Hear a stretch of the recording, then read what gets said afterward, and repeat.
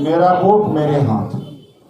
जो एक हमारा हथियार है वो लोगों से छीना जा रहा है। कहा जाता है कि हम तो बहुत ही पॉपुलर हैं और 400 सीट हम लेके आएंगे। 300 किलोमीटर दूरी पर किसान आंदोलन कर रहे हैं, तो दिल्ली में आंदोलन करने की मनाही क्यों? Election commission, party in rule और यात्रीगण कोर्ट जो है इतना छोटी सी बात का क्यों संज्ञान नहीं लेते हैं कि पारदर्शिता होनी चाहिए, लोगों का भरोसा बना रहना चाहिए।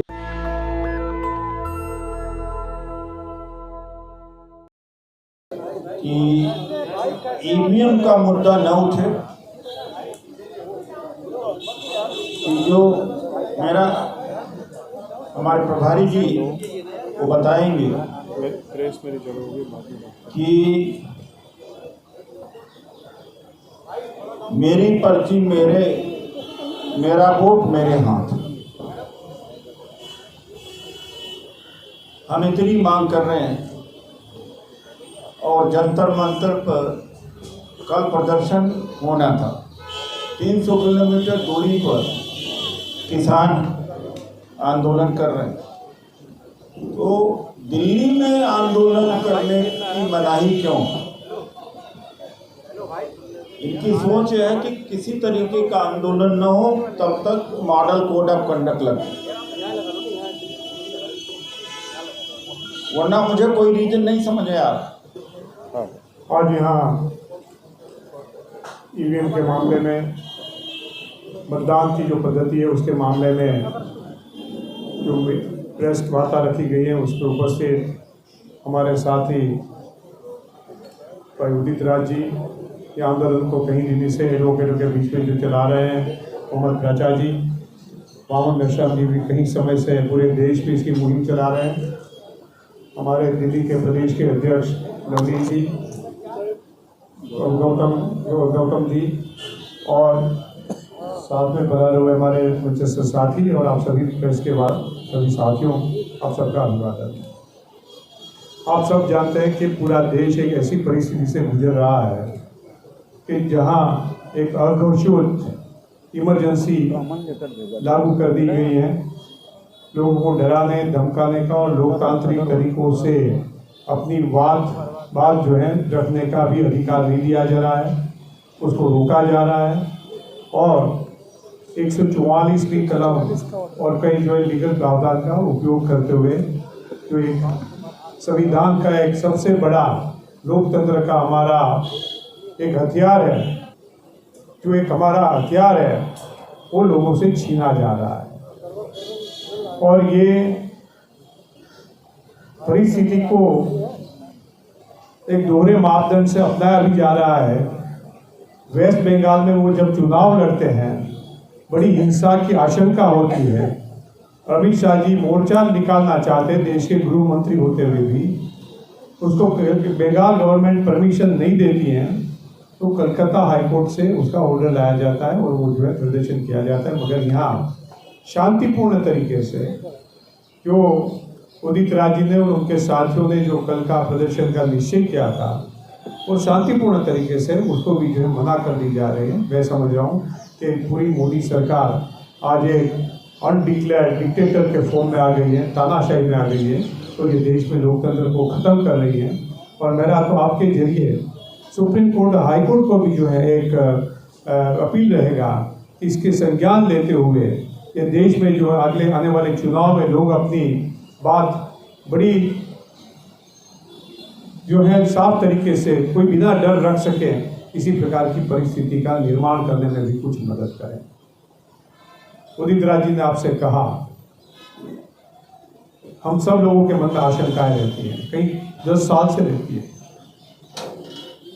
जो 3 लास्ट स्टेट के नतीजे आए, उसके पहले पूरे देश के सेफोलॉजिस्ट, चैनल्स वाले, सर्वे वाले, political analyst, editors, political workers, वहाँ तक कि पार्टी के वर्कर्स और खुद भाजपा के लीडर्स कह रहे थे कि भाजपा तीनों राज्यों में पूरी तरह से हार रही है। मगर वहाँ 2/3 से बहुमत से भी जो है छत्तीसगढ़ और मध्य प्रदेश में सरकार बनाने जा रहे हैं। उसके तहत लोगों के मन में गंभीर आशंका पैदा हो गई कि यहाँ कुछ न कुछ जरूर से गड़बड़ है। पहले भी कई बातें आती थी, मगर उसको एक पुष्टि मिली कि ये मतदान की जो पद्धति है उसमें कई शंका है।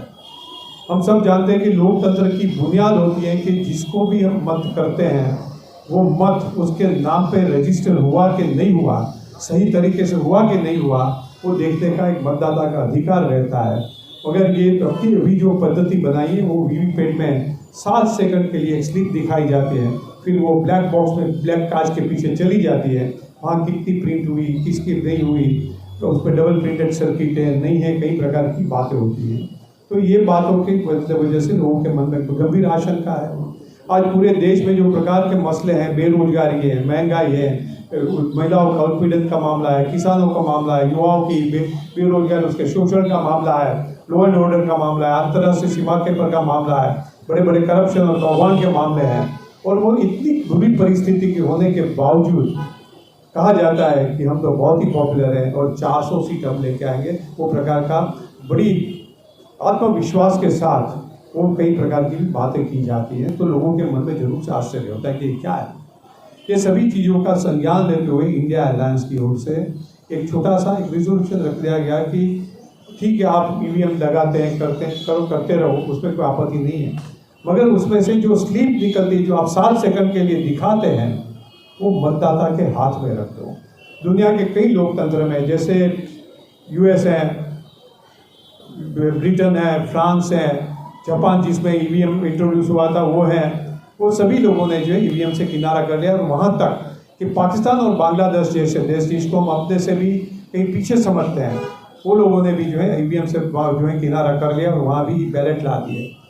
तो वहाँ हर जगह पे जो है बैलेट ला दिए, मगर अमेरिका के 2-3 राज्यों में जहाँ अभी भी जो है ईवीएम यूज़ करते हैं, मगर उसको वीवीपैट से जो स्लिप दी जाती है वो बार कर ली होती है, मतदाता के हाथ में रखी जाती है, उसमें समय होता है, तारीख होती है और ईवीएम का नंबर होता है, और वो मतदाता खुद ही बैलेट बॉक्स में डाल देता है और बैलेट बॉक्स और ईवीएम की कंपैरिजन कर दी जाती है।